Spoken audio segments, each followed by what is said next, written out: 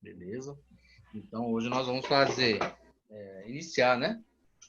Boa noite a todos, né? Primeiramente. Ao Lucas, Jean, Ramson, e vamos iniciar a correção do formulário. Formulário sobre a aula passada.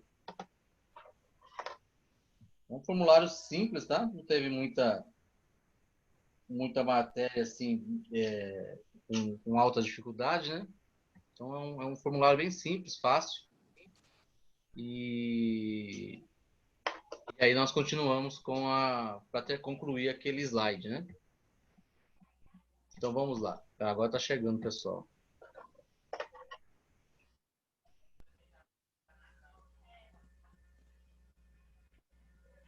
Nossa primeira questão do formulário, eu pergunto para vocês o seguinte: o que são componentes internos e externos de um computador? Então, aquele primeiro slide, não, aquele slide da aula passada, o início dele, né, a parte inicial, focou bem a respeito disso, né? Sobre a CPU, né, que é, na verdade, o gabinete, e a CPU está centralizada dentro dele. E desse gabinete, que é a parte principal, que é o computador em si mesmo, nós temos componentes externos e componentes internos, né?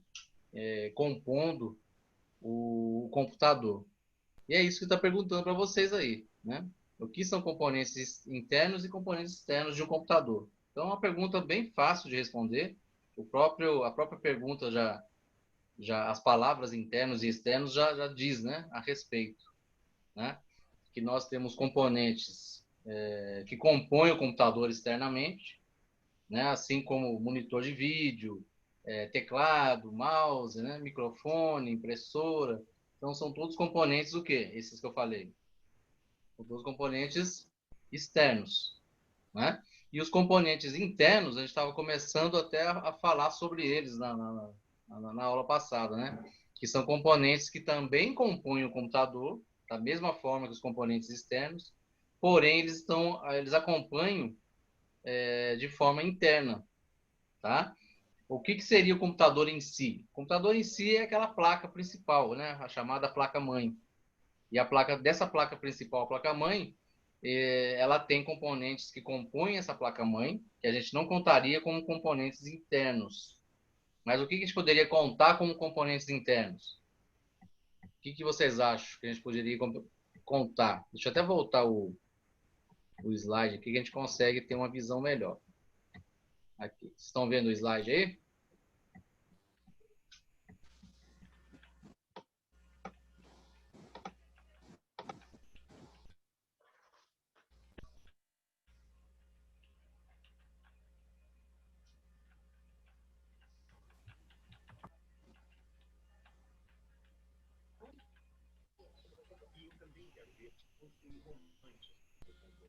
Vamos lá.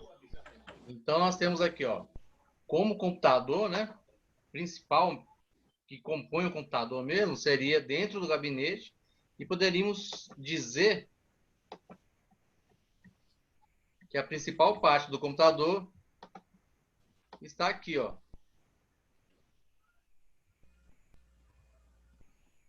Ok? E aí, no caso, a placa-mãe. A placa-mãe é a principal, porque tudo está interligado à placa-mãe, né? Tanto os componentes externos, que eu acabei de falar, né? Como os componentes internos. Então, a gente poderia contar como componentes internos o quê? Placas de expansão, igual nós aprendemos na aula passada, né? A placa de rede, placa de vídeo, placa de som, as placas de expansão. Poderíamos contar também o HD como um componente interno do computador, a memória, né? O processador. Então, são tudo componentes internos que compõem a placa principal, que é o computador. Né? A placa principal, que é a placa-mãe, ela sim é considerada o computador. E todos esses componentes internos estão ligados nelas, estão interligados, encaixados de alguma forma, né? Ligados nela através de cabos também. E aqui por detrás, ó, essa parte aqui cheia de entradas aqui, ó, essa parte aqui ela fica atrás do gabinete. E através dessas entradas aí que estão vendo, que fica atrás do gabinete, quando ela está colocada dentro do gabinete, interliga também o quê? Interliga os componentes externos. Mouse, teclado, impressora, microfone, né?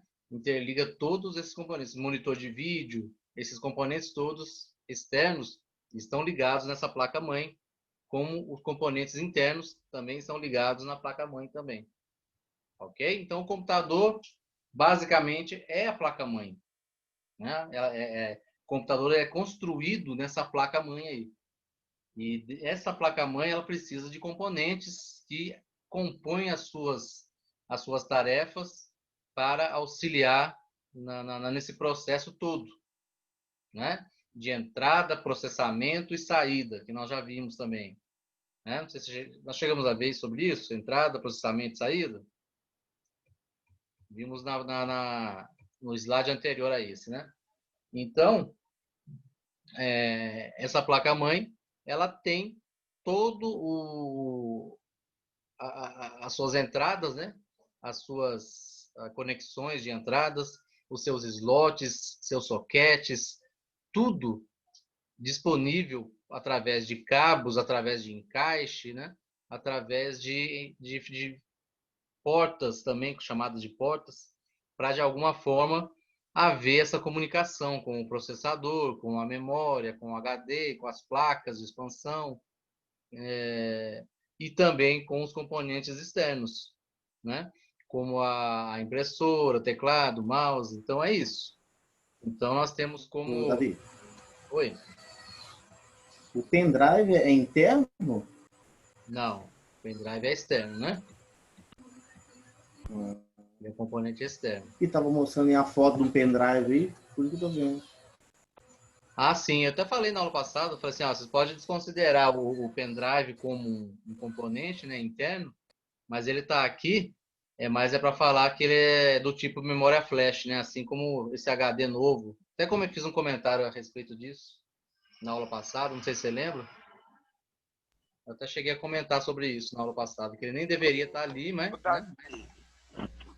Eu já vi também que tem como os pendrives mais novos, tem como você configurar ele, que você acaba dividindo metade dele e você usa como memória RAM. Tem uma configuração nos eu já cheguei a fazer num pendrive. Opa, caiu ali.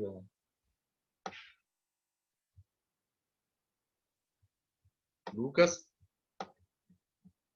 Oi? Agora tô ouvindo. Ah, tá escutando não? Não, estava ouvindo não. Eu cheguei a ouvir até um certo ponto aí.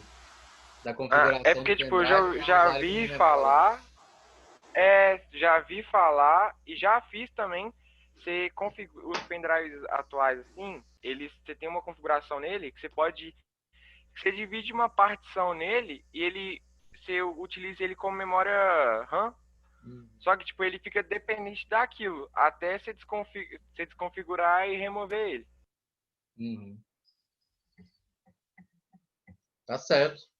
Igual o disco rígido também, a gente pode usar parte dele como memória virtual, né? Isso a gente vai aprender, a gente vai entrar em detalhes, mas é o que a gente pode utilizar de recurso, por isso que é chamado de memória secundária, né? O HD, até mesmo o pendrive pode ser considerado uma memória secundária, porque acaba sendo uma memória. E assim como o Lucas está falando aí, o HD também a gente pode usar parte dele como memória também, né? Para auxiliar a memória RAM. Então, são recursos, né? Que, dependendo da situação, a gente pode usar sim, tá? Bom, então aqui, respondendo a primeira questão, né? A gente abordou novamente aí esses fatos, né? Que nós vimos na aula passada. E lembrando que o principal do computador é a placa-mãe. E aí, respondendo aí que vocês podem colocar, justamente é o que eu acabei de mostrar para vocês, sobre componentes internos e componentes externos, né? Que nada mais são do que componentes que compõem a utilidade, o processo do Davi, computador. Oi. mas aqui, exemplo, mudando um pouco aqui nessa área aqui não, é nessa área aqui. Na 2 aqui, tem essa parte aqui do scanner. Ela seria um componente interno? Não, né? Não, não. Com o Ah, scanner, tá. não. Né? Então, alguém tem alguma dúvida na primeira questão, já para a gente passar para a segunda? Ficou tranquilo aí para todo mundo? Sim. Então, beleza. Então, na segunda questão aí, não sei quem que falou aí sobre o scanner, né? A segunda questão está perguntando Foi quais... eu, Jean. O Jean, né? O Jean perguntou até sobre o scanner aí. Quais dos componentes abaixo são internos? Aí, no caso, nós vamos marcar só os que são internos, né? O pendrive, no caso, ele não é interno, então nós não vamos marcar. O microfone, ele é interno? Não. Não, né? Só que tem assim, Ele é podemos externo. olhar por um ponto de vista, só que não é o caso, né? O notebook, por exemplo, É. o notebook, o microfone dele fica interno, né? Ele Já é fica embutido, né? embutido do lado da câmera, né? Na parte de cima da tela. Mas não vamos considerar no caso específico, tá? Vamos considerar no geral, né? O microfone seria um componente externo, tá? O scanner, ele é um componente externo também, ok? O HD, Ele é interno. isso, o HD ele vai ser interno, né? A memória RAM, Interno. interno também. E o processador, Interno. interno. Então, são três componentes, assim, considerados entre os componentes básicos, ou seja, aqueles que são essenciais lá para auxiliar a placa-mãe. Esses três aí são muito essenciais, né? Que é o HD, memória RAM e processador. Ok? Então, vamos Ok. passar para a terceira questão aí. Qual é o significado de CPU e sobre qual componente se refere essa sigla? Então, primeiramente, qual que é o significado da sigla, né? CPU. Alguém sabe? Centro de processamento. De dados. Ah, esqueci o De U. dados. Hã? Unidade é no De inglês, né? processamento de dados? Unidade central Ah, de de processamento. processamento.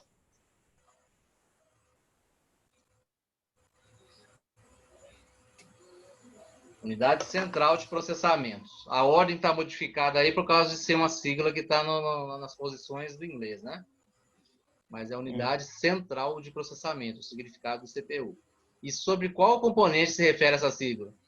Processador? Isso, sobre o processador, exatamente. E a última questão, o que é mainframe e PC, personal computer? Qual que é a diferença principal entre os dois? O mainframe é um computador grande de grande porte, Isso. né? Voltado mais para... Dedicado ao processamento de um volume enorme de informações. Isso. E o PC, E PC é um computador pessoal. Ué. isso, é computador pessoal, né? Que a princípio ele tinha como meta, né, atingir pessoas em suas residências, né? Ou seja, seria um equipamento Isso. doméstico, né? A princípio. Mas a sua utilidade, né, e a sua eficiência de trabalhar, de lazer no geral, atingiu praticamente todos os públicos, né? E o PC praticamente passou a ser um componente essencial também em empresas, né? Ok? Que são os famosos computadores de hoje, né, gente? Notebook, computadores, beleza? Até mesmo, digamos que o smartphone, que jamais pensariam, né, que um dia o celular virasse um computador, ou seja, que é o smartphone. O Smartphone é Note um 10, computador, né? é um O telefone Note. com um computador. É um computador otimizado. É. E ele passou a ser essencial também em empresas, né? O smartphone hoje toda empresa precisa de um smartphone justamente para trabalhar com o WhatsApp, né? O WhatsApp é uma ferramenta essencial hoje de comunicação nas empresas. Beleza, então? Acabamos o formulário aqui. Vou voltar lá com o slide para a gente continuar com a sequência da aula aí.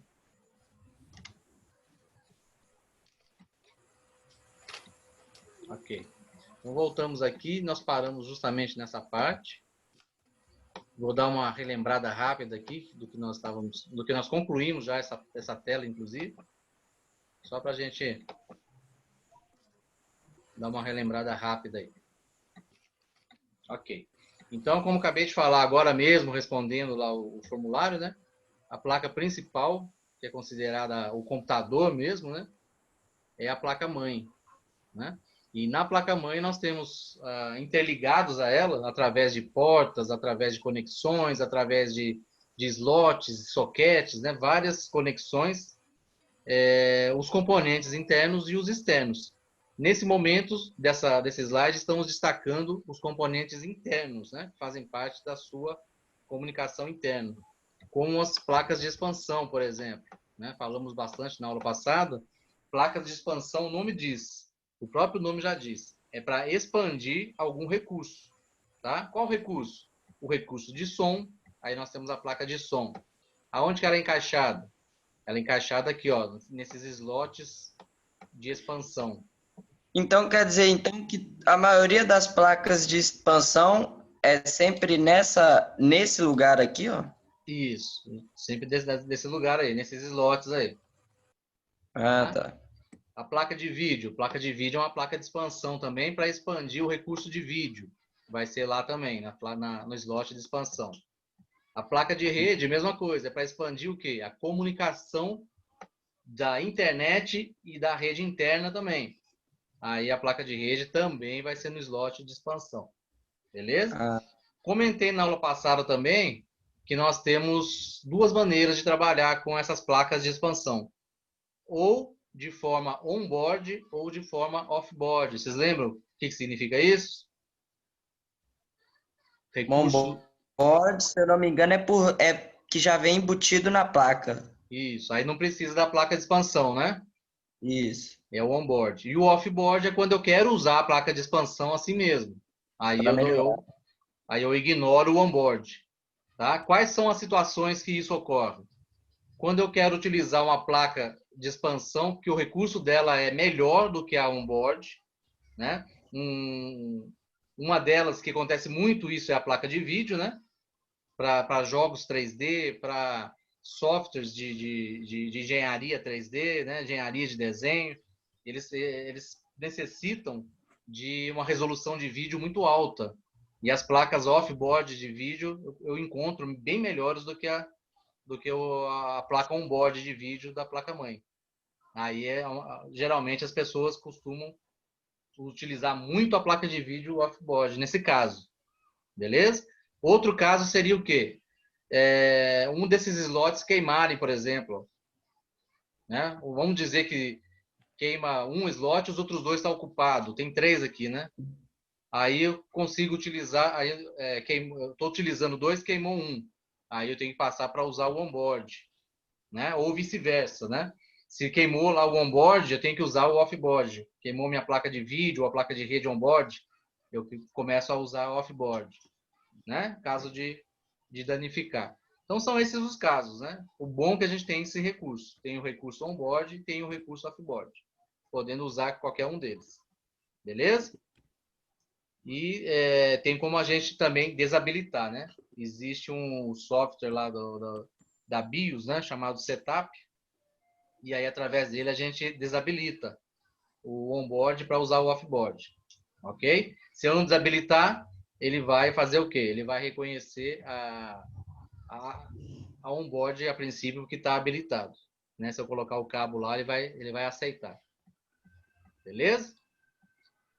Falamos também sobre o processador. O processador é o componente principal, né, da placa-mãe, porque ele faz o processamento, ele está na etapa principal, né? temos a etapa de entrada, onde entra os dados, temos a etapa do processamento, onde processa os dados e nos envia o resultado, que é as informações para os dispositivos de saída, né? Ele está no meio, ele está justamente através das suas instruções já pré-gravadas, né? Processando e nos dando as respostas, considerado como se fosse o cérebro, né, do computador. Está interligado lá no socket dele, ó, na placa-mãe, né? Processador. Davi, o interessante que da negócio do processador é que algumas placas você não consegue ter cada socket para cada processador, né? É muito interessante isso. Isso, é verdade, né? Depende muito do fabricante também, né? Temos placas para processadores da AMD, da Intel, da VIA, são os principais fabricantes de processadores hoje, né? E esses sockets, eles costumam vir com números, né? Socket 775, socket... tem vários números, né? Aí, através desse socket, o número dele, tem os processadores compatíveis a ele, né? Não são todos, igual você falou aí. Não. Ok? Temos a memória RAM, que é um componente também interno importantíssimo. Até destaquei bastante na aula passada que sem a memória RAM, o computador ele vai ficar apitando e ele não inicia. Tá? Por que ele não inicia? Porque a memória RAM é como se fosse uma mesa, um local de trabalho, aonde tudo que vocês pegam de ferramentas, vocês colocam em cima dessa mesa. Ou seja, o sistema operacional, os softwares que eu vou trabalhar para fazer meus trabalhos no computador, tudo que eu utilizo, que eu abro, que eu puxo eles na tela aqui para mim poder trabalhar, eles estão, na verdade, não na tela do computador, eles estão aonde? Eles estão na memória, tá? Enquanto eu utilizo, está lá na memória. A partir do momento que eu paro de utilizar, que eu encerro, aí eles saem da memória, eles liberam o espaço lá da memória, tá? Então, a memória tem um espaço? Tem. Um espaço enorme, mas é só para isso. É para uso momentâneo, conforme a gente está trabalhando. Por isso que ela é chamada memória volátil, né? Porque ela só é utilizada naquele momento. Depois que eu encerro o que eu estou usando, ela libera todo o espaço dela. Beleza? Temos também o disco rígido. Esse sim é o disco de armazenamento. Tá? Ele é chamado de memória também secundária, só que essa memória secundária é de armazenamento. Aí o sistema operacional está armazenado nele, os softwares que eu tenho instalado no computador está armazenado nele, todos os trabalhos que eu faço e salvo está armazenado nele, né? Então ele não, ele está tudo armazenado. Beleza? E para encerrar, né?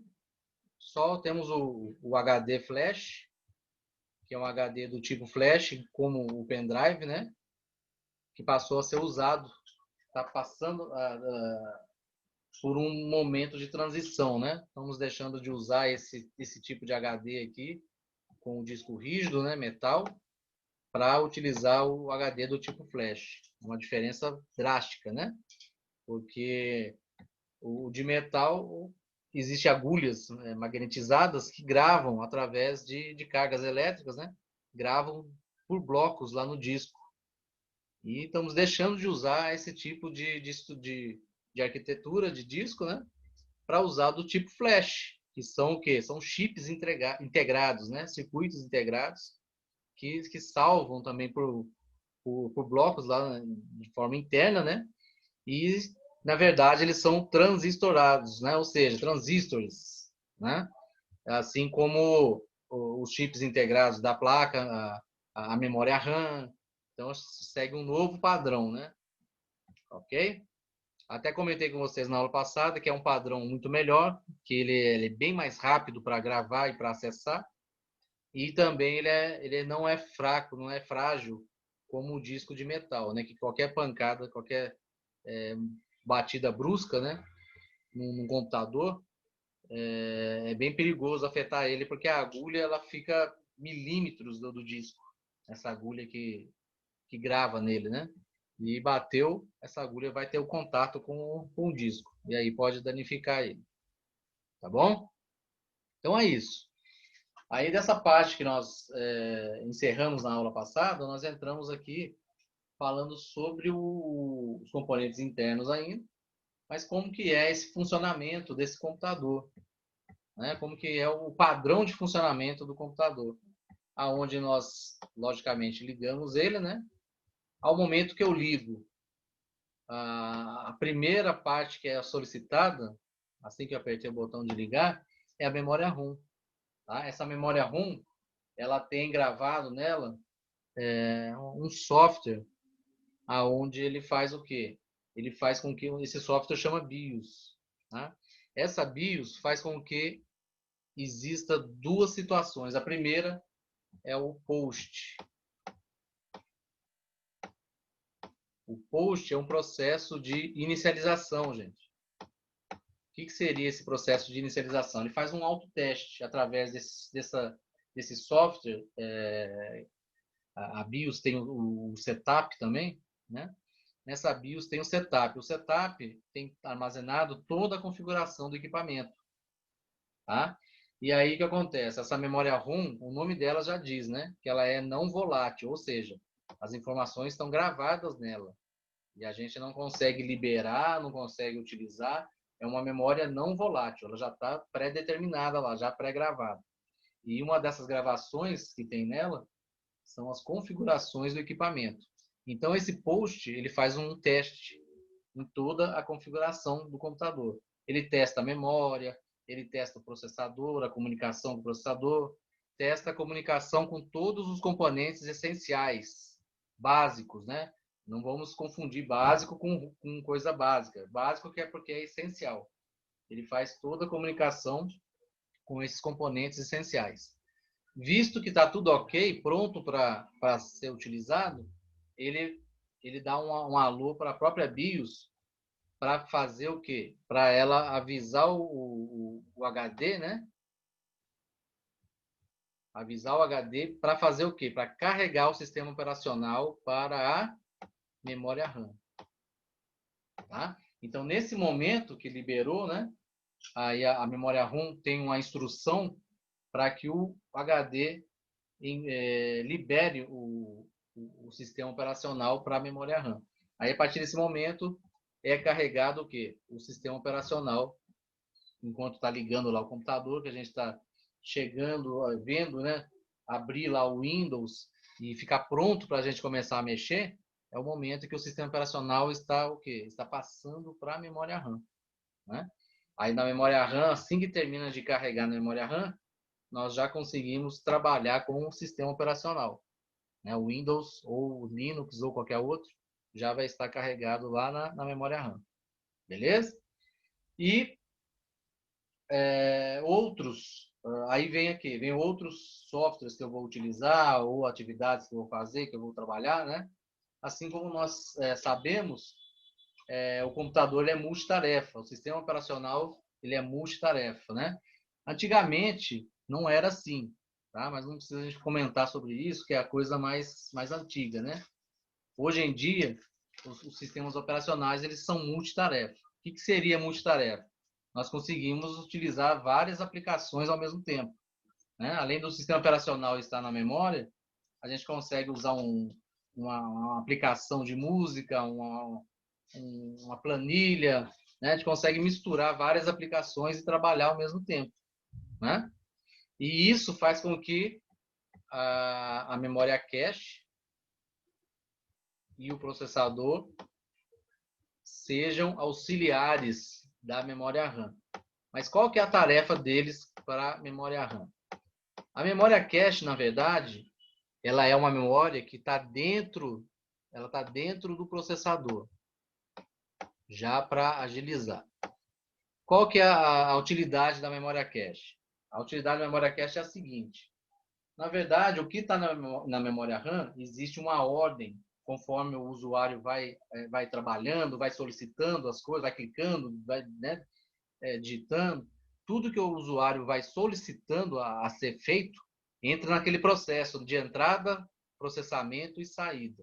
Então, na ordem que o usuário vai solicitando essa entrada, processamento e saída, nessa ordem, a memória cache ela vai recebendo e vai ficando lá já pronta para o processador processar e mandar a resposta.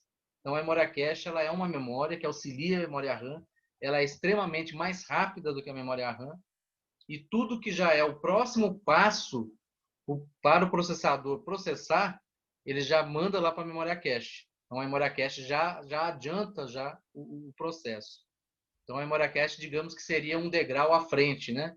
Seria algo que a memória RAM já vai mandando para a memória cache, que assim que o processador estiver disponível, já está lá dentro do processador e a memória cache já é rápida, né? Para mandar para o processador. Então, seria isso, mas é para auxiliar a memória RAM, para não ir direto da memória RAM para o processador, né? Então, seria algo para agilizar o processo, ok? E o processador faz o seu processamento, né? Que é justamente pegar os dados, transformar na resposta que o usuário espera, né? E essa resposta que o usuário espera, ele vai, logicamente, para a memória, porque é lá na memória que está sendo feito o trabalho, e dessa memória vai para onde? Para dispositivos de saída, né? Através da placa-mãe, é direcionado para monitor de vídeo, ou para impressora, né? Ou para qualquer forma que seja o trabalho que esteja sendo feito naquele momento. Beleza? Mas aí depois, a partir do momento que eu não estou trabalhando mais, que eu não estou solicitando nada mais ao processador, a memória cache também não está precisando auxiliar o processador, eu simplesmente começo a encerrar os meus trabalhos, os meus softwares, e aí o que acontece? A partir do momento que eu começo a encerrá-los, aí vem novamente a atividade do quê? Do HD. Porque se eu decidir salvar alguma coisa, aí vai sair aqui da memória RAM e vai para o HD. Se eu não salvar nada, se eu não decidir que eu só quero encerrar, aí simplesmente não vai para lugar nenhum, né? Encerra e libera o espaço que estava sendo ocupado lá na memória RAM. Ok? Então é isso. O processo desses componentes essenciais, né? A maneira de funcionamento seria dessa forma aí, tá? Tá tranquilo aí? Alguém quer fazer alguma pergunta? Alguma dúvida?